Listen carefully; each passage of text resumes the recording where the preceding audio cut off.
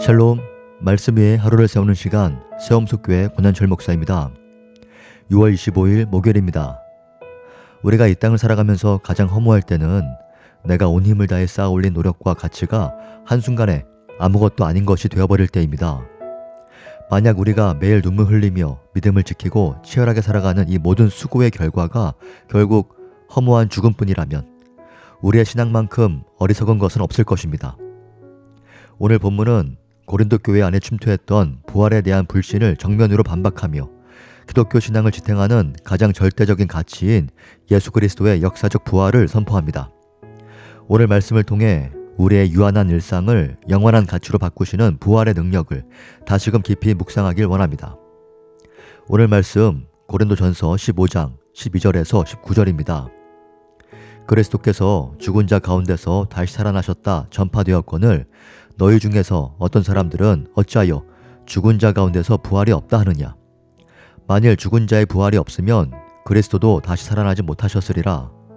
그리스도께서 만일 다시 살아나지 못하셨으면 우리가 전파하는 것도 헛것이요 또 너희 믿음도 헛것이며 또 우리가 하나님의 거짓 증인으로 발견되리니 우리가 하나님이 그리스도를 다시 살리셨다고 증언하였습니다. 만일 죽은 자가 다시 살아나는 일이 없으면 하나님이 그리스도를 다시 살리지 아니하셨으리라. 만일 죽은 자가 다시 살아나는 일이 없으면 그리스도도 다시 살아나신 일이 없을 터이요. 그리스도께서 다시 살아나신 일이 없으면 너희의 믿음도 헛되고 너희가 여전히 죄 가운데 있을 것이요. 또한 그리스도 안에서 잠자는 자도 망하였으리니 만일 그리스도 안에서 우리가 바라는 것이 다만 이 세상의 삶뿐이면 모든 사람 가운데 우리가 더욱 불쌍한 자이리라. 아멘. 사랑하는 성도 여러분, 고린도 교회는 은사도 많고 역동적인 공동체였지만 동시에 세상의 세속적인 가치관과 철학에 가장 심각하게 흔들리던 복잡한 교회였습니다. 그 중에서도 가장 치명적인 문제는 바로 성도의 신체적 부활을 부인하는 자들이 교회 안에 생겨났다는 사실이었습니다. 영혼만 구원받으면 그만이지 물질인 육체의 부활이 무슨 필요가 있느냐는 세상의 헬라 철학적 정서에 동조했던 것입니다. 사도 바울은 이러한 영적 무지와 불신을 향해 무소리치만큼 논리적이고도 단호한 어조로 부활의 당위성을 선포합니다.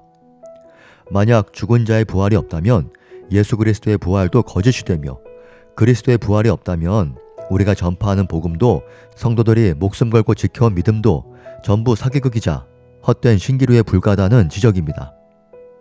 바울은 구속사적 관점에서 부활이 부재할 때 마주하게 될 비참한 파멸을 선포합니다.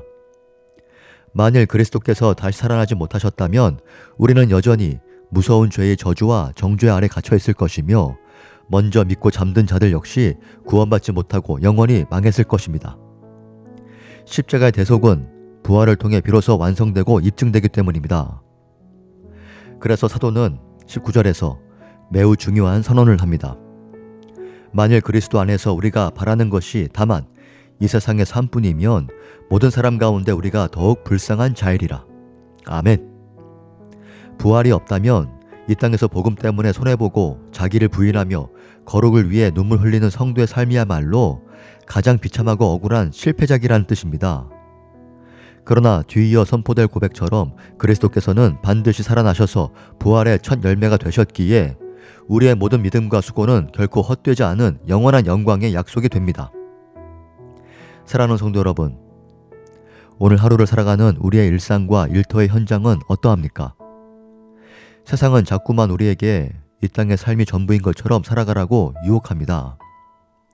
눈에 보이는 성공과 돈, 안락함만을 좇으며 살아가야지. 보이지 않는 영원한 나라를 위해 손해보고 양보하는 삶은 미련한 짓이라고 우리를 조롱합니다. 만약 우리의 시선이 이 세상의 삶에만 갇혀 있다면 우리 역시 작은 문제 앞에서도 쉽게 절망하고 남들의 성공을 시기하며 조급함의 노예가 될 수밖에 없습니다. 하지만 우리의 참된 소망은 이 짧은 세상의 외형에 있지 않습니다.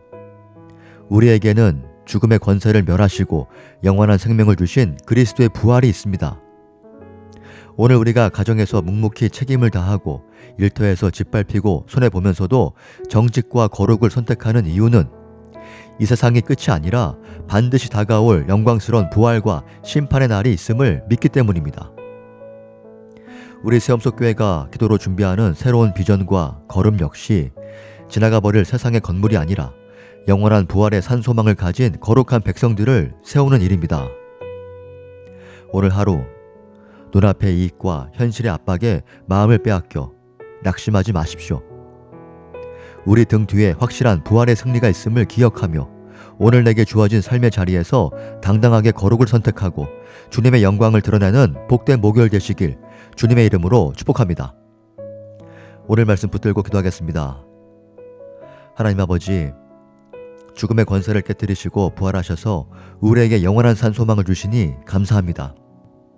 이 땅의 삶이 전부인 것처럼 속이는 세상 풍조에 흔들리지 않게 하시고 무서운 죄와 사망에서 우리를 건지신 부활의 능력을 굳게 붙잡게 하여 주시옵소서. 오늘 마주하는 일터와 가정의 자리에서 영원한 상급을 바라보며 묵묵히 거룩한 의의 길을 걸어가는 신실한 백성이 다 되게 하여 주시옵소서. 예수님의 이름으로 기도합니다. 아멘. 오늘도 사망 권세를 이기신 부활의 주님과 동행하며 현실의 무게를 넉넉히 이겨내는 견고하고 평안한 하루 보내시길 바랍니다. 샬롬.